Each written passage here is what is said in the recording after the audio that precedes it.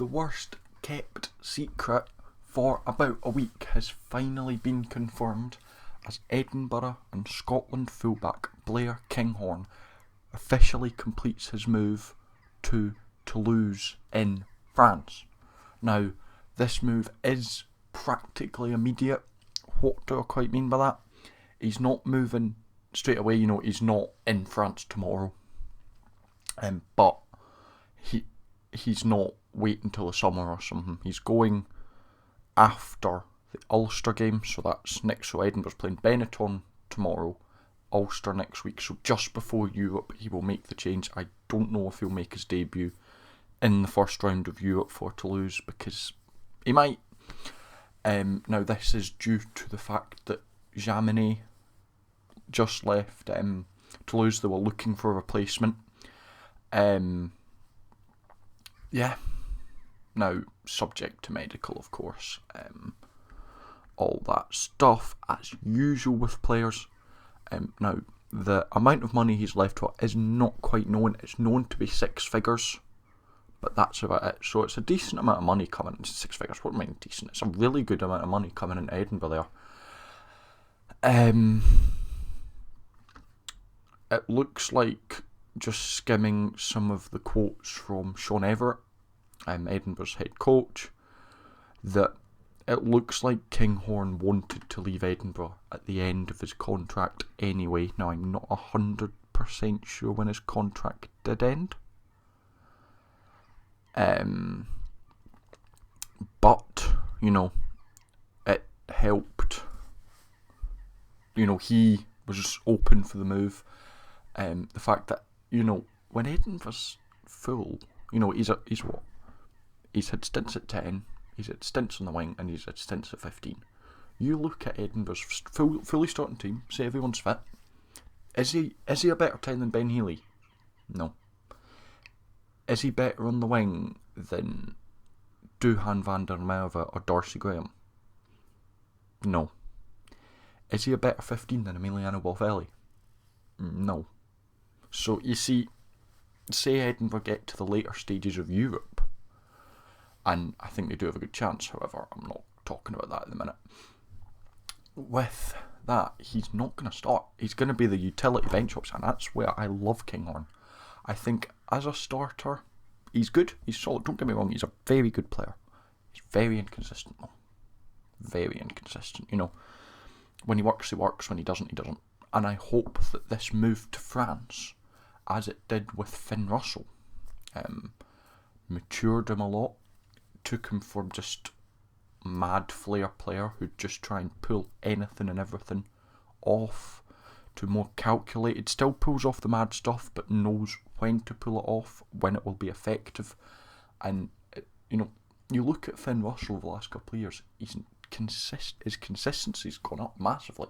He's not like good game, bad game, good game, bad game. He's more, he'll have a run of good games, then maybe a bad game, then have another run of good games. He's a lot better.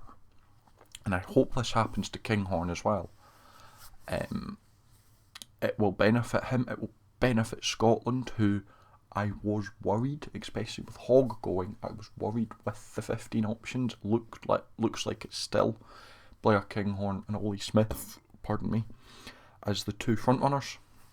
And I think that will remain, but this move to France for Kinghorn will hopefully help him mature a little bit, get the game management up that's needed to be a fullback for one of the top international teams in the world, such as Scotland.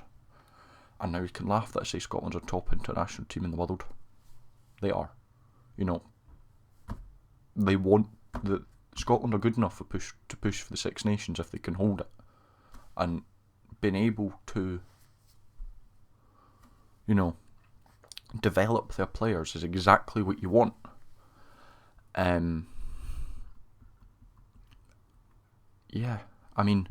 Just looking some stuff about Kinghorn, he's made the most amount of meters so far this URC. He's neat.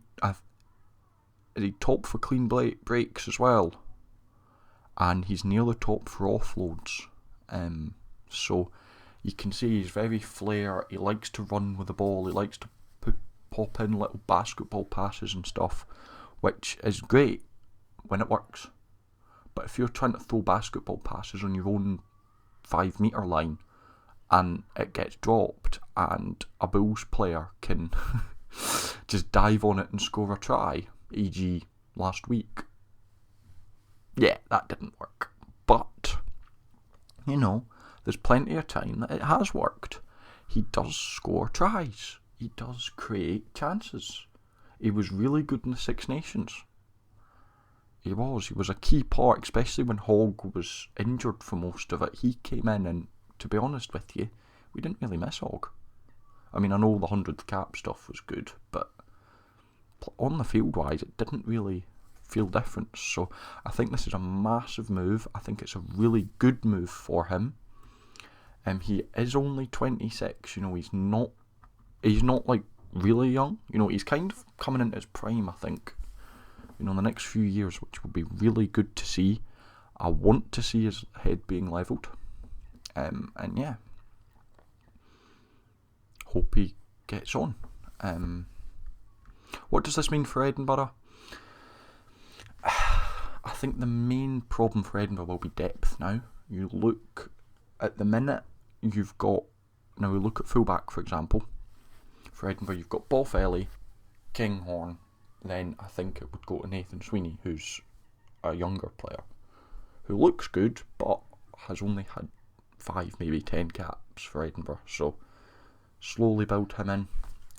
But of course now it's Boffelli, who is injury prone at times, then a young player, which isn't bad for developmental reasons.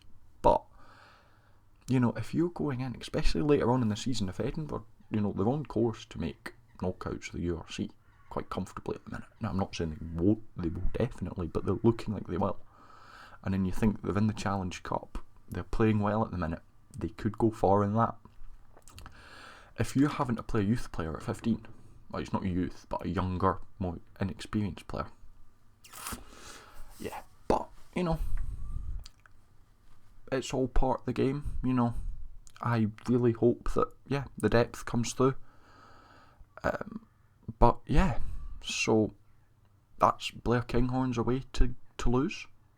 Again, worst kept secret. We've really known about this for about a week. Yeah, may he do well there.